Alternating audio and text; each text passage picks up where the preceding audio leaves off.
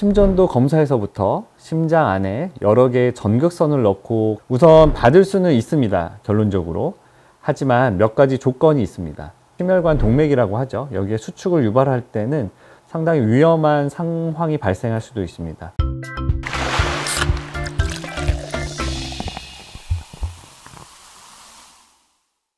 안녕하세요. 강북삼성병원에서 부정맥 시술을 전담하고 있는 순환기내과 김민 교수입니다.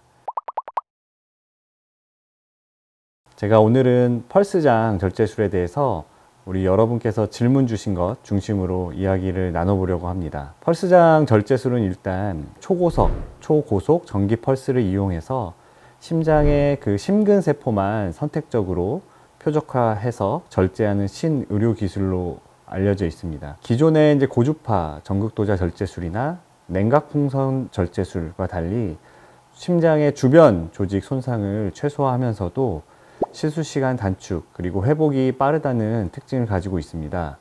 첫 번째 질문을 읽어보면 이전에는 고주파 전극도자 절제술 아니면 냉각풍선 절제술로 시술을 받았다고 하시는데, 이 펄스장 절제술이라는 게 기존 방식이랑 비교해서 어떤 차이가 있는지, 특히 시술의 어떤 정확도나 아니면 시술 시간 그리고 시술 후 회복 시간의 그런 관점에서 한번 말씀드려 보도록 하겠습니다. 고주파 전극도자 절제술의 경우에는 우리가 이제 열, 화상의 개념으로 생각하시면 될 것 같습니다. 열 에너지로 심장 조직을 태워서 없애는 방식입니다. 1mm 정도의 작은 카테터 끝으로 심장 안에 심근 조직을 하나하나씩 이렇게 태우는 난이도가 높은 시술입니다. 그런 시술의 정확도는 이 시술자의 어떤 시술 경험도에 따라서 다소 좀 차이가 난다는 그런 특징을 갖고 있습니다. 그리고 냉각풍선 도자 절제술 같은 경우에는 보통 한 23에서 28mm 정도의 크기의 풍선을 사용합니다. 이 풍선 안에 보통 이제 냉각 질소를 영하 60도까지 주입을 해서 풍선의 온도를 낮추게 되고, 풍선이 면적이 크다 보니까 심장 조직의 그 큰 부분, 특히 심방세동에서 표적이 되는 그 폐정맥 부분에 그 큰 부분을 한 번에 얼려서 없애는 방식입니다. 상대적으로 고주파 전극 도자 절제술에 비해서 시술의 일관성은 좋은데 조금 세밀한 조정이 어렵다는 그런 단점을 좀 가지고 있습니다. 그리고 한 번에 많은 조직들을 없애기 때문에 고주파 절제술에 비해서 시술 시간은 좀 짧습니다. 그런데 펄스장은 이런 기존 시술들과는 일단은 원리가 아예 다릅니다. 특히 열이나 냉각같이 그런 온도를 사용하지 않고 심근 주변에 그 전기장, 전기 펄스장을 만들고, 그런 전기 펄스장의 그 고전압에 의해서 심장의 그 심근세포에 그 미세한 구멍이 생기게 됩니다. 이 미세한 구멍을 통해서 심근세포가 선택적으로 이제 파괴되기 때문에 다른 조직에 손상을 주지 않고 정확도 측면에서는 매우 높은 심근 선택성을 우리가 가져갈 수가 있습니다. 예전 시술들은 심장 주변의 식도 아니면은 횡격막 신경 등의 손상이 가는 경우들이 있었습니다. 하지만 펄스장 절제술은 이런 심근 선택성이 있기 때문에 이런 주변 조직의 손상을 최소화할 수 있고, 또 하나 냉각풍선 도자 절제술과 같이 한 번에 큰 전기장을 만들어서 넓은 시술 부위를 한 번에 가져갈 수가 있습니다. 따라서 시술 시간도 고주파 전극 도자 절제술에 비해서는 월등히 짧고, 최근에 이 시술들의 그 시술자들이 익숙해지면서 냉각풍선 도자 절제술에 비해서도 시술 시간이 더 짧아지는 것으로 기록이 되고 있습니다. 그리고 아까 말씀드렸듯이 심근에만 선택적으로 이제 손상을 줘서 주변 조직의 손상이 최소화되기 때문에 이런 시술 후 회복 시간이나 환자분들의 안정성에도 더 유리하다고 생각합니다. 자, 그러면 두 번째 질문을 읽어보도록 하겠습니다. 펄스장 절제술은 어떻게 부정맥을 일으키는 세포를 찾아내는 걸까요? 원리가 궁금합니다. 정말 좋은 질문 감사합니다. 이런 질문 남겨주시는 분들 보면 정말 의료에 관심이 많으신 것 같아서 저 또한 기쁩니다. 제가 조금 정정을 한다면, 먼저 찾아낸다 라기보다는 우리가 표적은 정해준다 라고 보는 게 맞습니다. 시술자가 먼저 여기가 문제다 라고 판단한 부분에 전기 펄스장을 보내는 방식이죠. 그렇다면 어디가 문제인지 우리가 알아내야겠죠. 이거는 간단히 설명드리자면 심전도 검사에서부터 심장 안에 여러 개의 전극선을 넣고 검사하는 이제 심장 전기 생리학 검사 등을 통해서 우리가 알아내게 됩니다. 특히 심방세동 경우에는 주로 폐정맥, 좌심방과 이 폐정맥 접합 부위가 있는데 그 부분에서 시작되는 경우가 많습니다. 그리고 전기 펄스를 거기에 이제 주게 되면 흥미롭게도 심장의 각 조직에 따라 손상을 받게 되는 전기 펄스의 정도가 다르다는 겁니다. 이거는 이전에 실험실이나 동물 실험을 통해서 이미 확인된 바 있고요. 특히 식도나 횡격막의 경우에는 상당히 높은 양의 그런 전기 펄스장이 요구가 되는 반면에 심방에서 심근세포는 그보다 훨씬 적은 펄스장 에너지로도 세포가 바로 파괴됩니다.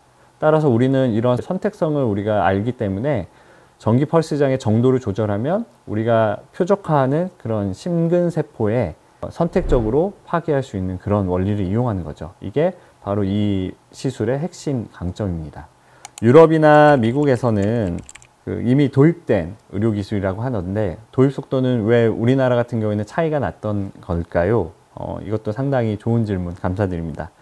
우선 이 기술들의 개발 시작점이 유럽 서구권이었습니다. 그러니까 유럽에서는 상당히 오래전부터 여러 국가 그리고 여러 기관 연구를 통해서 임상적인 근거를 많이 쌓았습니다. 유럽 CE 인증을 먼저 받았어요. 그래서 2021년부터 사용이 시작되었고 역시나 서구권 중 미국도 그 뒤 이어서 자국 내 그리고 여러 국가 임상 연구를 통해서 이 펄스장 절제술의 안정성과 효과를 인정하게 됩니다. 그래서 2023년 한 말경부터 미국에서도 시작되었습니다. 사실 한국은 아직까지는 새로운 의료기기에 대해서 식약처가에서부터 보험 등재까지 상당히 보수적인 과정을 거쳐야 합니다.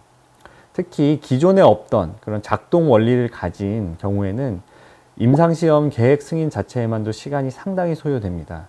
다국적 의료기기 회사들은 국내보다 외국에서 이런 새로운 신의료기술에 대한 연구를 더 활성화하는 그런 부분이 있습니다.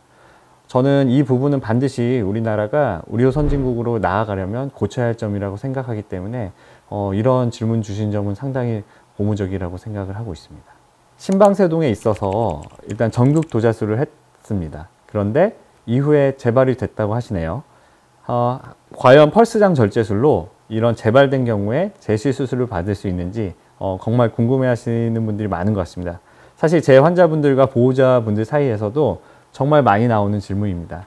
아직까지는 명확히 확립된 바는 없지만 제 입장에서 현재까지 연구와 현실을 바탕으로 반영해서 정리를 좀 해드려 보겠습니다. 우선 받을 수는 있습니다. 결론적으로. 하지만 몇 가지 조건이 있습니다.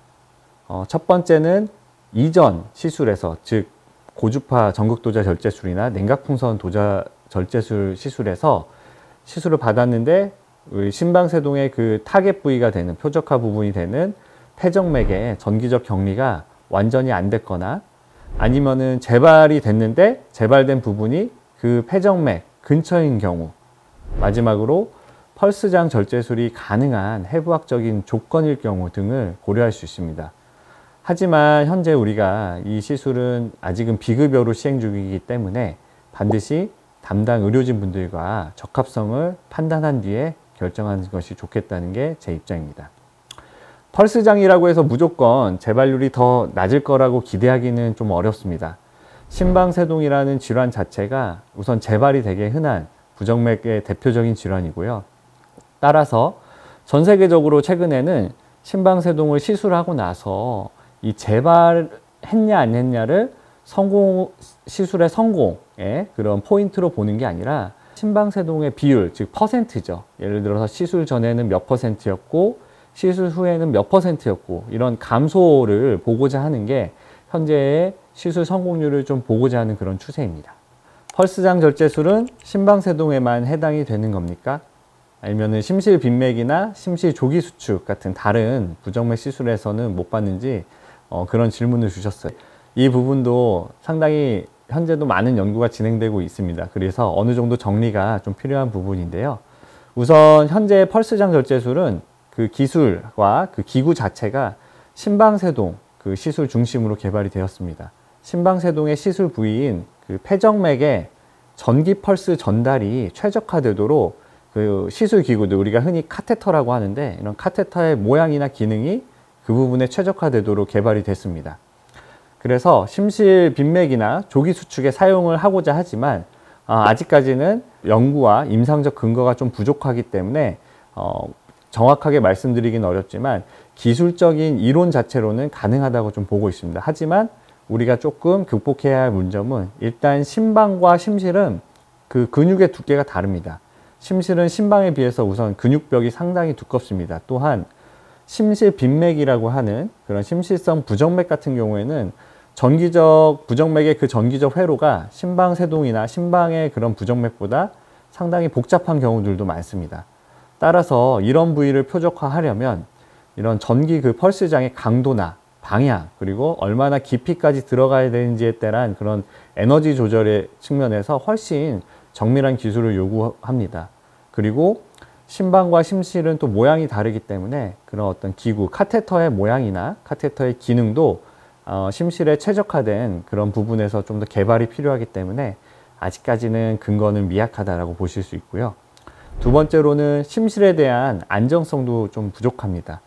펄스장의 경우 아주 드물게 그 주변 혈관, 특히 관상동맥이나 어떤 뭐 심장 내 정맥이겠죠, 이런 근육의 수축을 유발하기도 한다고 합니다. 따라서 심실 내 관상동맥, 특히 그 심혈관 동맥이라고 하죠, 여기에 수축을 유발할 때는 상당히 위험한 상황이 발생할 수도 있습니다. 하지만 현재 이러한 부분에 많은 연구가 이루어지고 있으니 추후에 좋은 결과를 기대해 보시는 게 좋을 것 같습니다.